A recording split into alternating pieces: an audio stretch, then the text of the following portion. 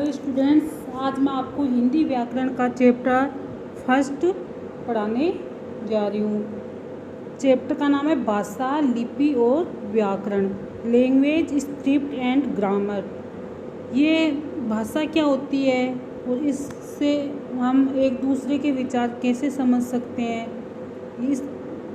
इसके बारे में इस लेसन में बताया है। क्योंकि बिना भाषा के कुछ भी संभव नहीं है। हम अपने विचारों को दूसरों के सामने व्यक्त नहीं कर सकते, दूसरों के विचार हम खुद नहीं समझ सकते। लेकिन इसलिए भाषा का बहुत बड़ा महत्व है।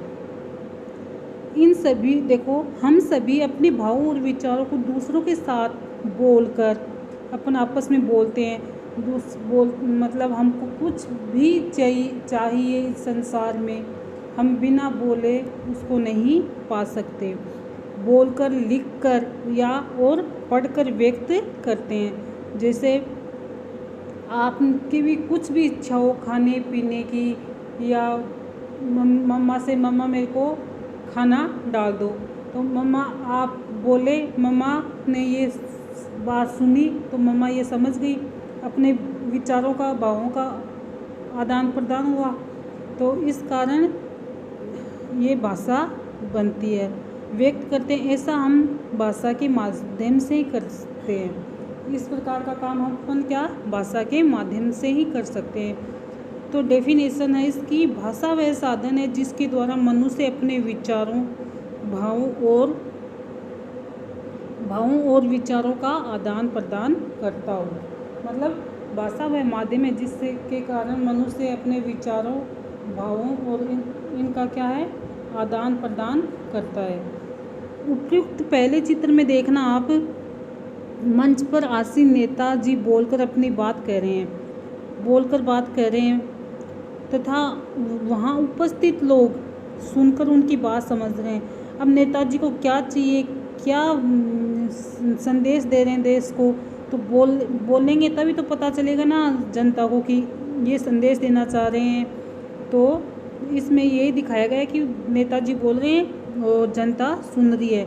दूसरे चित्र में देखना, शिक्षिका लिख रही है बोर्ड पे और अपनी बात समझा रही है और विद्यार्थी पढ़कर उनकी बात समझ रहे हैं। वो बोर्ड पे जैसे शिक्षिका लिख रही है, वो उनको देखकर उनको पढ़ रहे हैं। और फिर है भाषा के रूप। भाषा के दो रूप होते हैं, मौखिक और लिखित। ये आपको इतना तो पता है।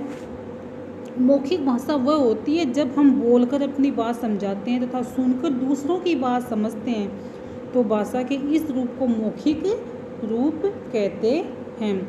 जब हम मुंह से बोलकर दूसरों को अपनी बात समझाते हैं और दूसरा उसको सुनकर उसको समझता है, वो क्या होती है, भाषा का मौखिक रूप। जैसे गायक गाना गाते हुए, कोई गायक है, गायक होता गाना गाने वाला, तो वो गा रहा है और उस सॉन्ग को, गाने को अपन सुन रहे हैं। कवि कविता पाठ करते हुए, दूसरे में कवि एक है, कविता पाठ, मंच पे कविता पाठ कर रहा है। सौम्य अपनी दादी के साथ फोन पर बात करते हुए, यहाँ सौम्य अपनी दादी से फोन पे बातें कर रहा है। तो ये कौन सा हुआ, भाषा का मौखिक रूप। जो बात मुंह से बोलकर दूसरों के सामने प्रकट की जाती है, वह भाषा का मौखिक रूप होता है। फिर है, आगे चलो।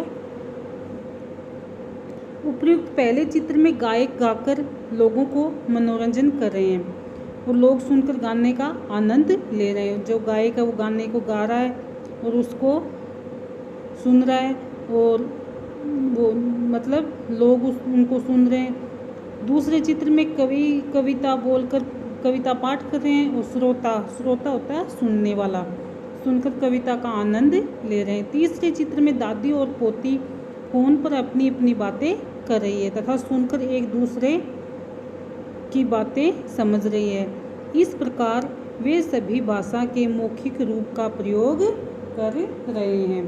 फिर है लिखित भाषा। जब हम अपनी बात लिखकर किसी को समझाते हैं तथा पढ़कर दूसरों की बात समझते हैं, तो भाषा के इस रूप को लिखित भाषा कहते हैं। जब लिख कर, मतलब पहले के ज़माने में लेटर लिखते थे और लिख कर एक स्थान से दूसरे स्थान पर भेजते थे, है ना।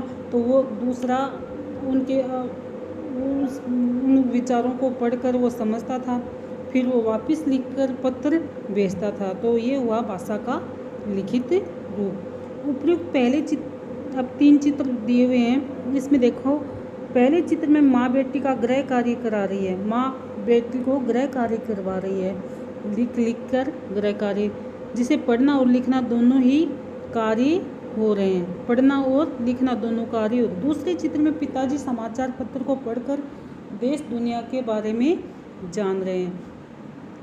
और तीसरे चित्र में युवक नौकरी प्राप्त करने के लिए अपना आवेदन कंप्यूटर पर ईमेल द्वारा भेज रहा है।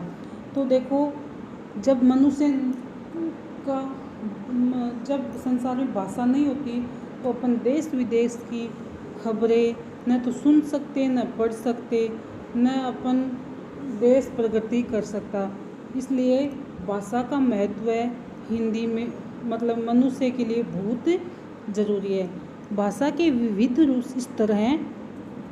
अब देखो मातृभाषा, मातृभाषा क्या होती है? जन्मोपरांत, जन्म के बाद, उपरांत क्या होता है? जन्म के बाद जब बच्चा पहली बार कुछ बोलना सीखता है, जब बच्चा कुछ भी बोले, कै पै आ काका दादा मामा, मतलब कुछ भी सीखता है, वे शब्द जो वह बोलता है उन्हें उनके माता पिता और परिवार के सदस्य से उन्हें सिखाते हैं। जब बच्चा छोटा होता है उनको अपन बोलते हैं बोल माँ, बोल पापा, बोल काका, बोल दादा। तो अपन परिवार या माँ बाप सिखाते हैं उसको। अपने परिवार से बच्चे द्वारा सीखी गई उसकी पहली भाषा ही मातृभाषा कहलाती है। तो उनके परिवार और माता पिता के द्वारा जो पहली बार भाषा सीखता है बच्चा, उसे क्या कहते हैं? मातृभाषा कहते हैं। क्षेत्र विशेष के आधार पर बच्चे की अलग अलग मातृभाषा होती है। जैसे कोई बंगाल में रह रहा है, कोई कर्नाटक में रह रहा है, कोई महाराष्ट्र में रह रहा है, कोई जयपुर रह रहा है, कोई दिल्ली रह रहा है, वो क्षेत्र विशेष होता है। उस तरह से बच्चे की कन्नड़ में उसकी मातृभाषा होती है। जैसे अपन यहाँ राजस्थान में रहते हैं, राजस्थान में झुंझुनू में रहते हैं, जो अपन मारवाड़ी बोलते हैं, जयपुर वाले जयपुरी बोलते हैं, और जोधपुर उधर मारवाड़ी बोलते हैं, है ना। और चित्तौड़ उधर मेवाड़ी भाषा बोलते हैं। तो उन क्षेत्र विशेष के आधार पर ही उनकी मातृभाषा होती है। राजभाषा, अब राजभाषा क्या होती है ये भी देखना। जिस भाषा को किसी देश के संविधान द्वारा सरकारी काज की भाषा स्वीकार किया जाए उसे राजभाषा कहते हैं। मतलब सरकारी काम में जो भाषा काम में ली जाती है उसे राजभाषा कहते हैं। मतलब अब अपना संविधान बना था 14 सितंबर 1949 को। उस वक्त अपन को हमारी राजभाषा हिंदी स्वीकृत की गई थी। तो अपनी राजभाषा क्या हुई? हिंदी। वो हिंदी और सरकारी जब इसमें क्या होता है, हमारे सारे सरकारी कामकाज होते हैं। तो जिस भाषा को किसी देश के संविधान द्वारा सरकारी कामकाज की भाषा स्वीकार किया उसे राजभाषा कहते हैं। राजभाषा 14 सितंबर 1949 को भारतीय संविधान द्वारा हिंदी को भारत की राजभाषा घोषित किया गया। किसको? हिंदी को भारत की राजभाषा घोषित किया गया।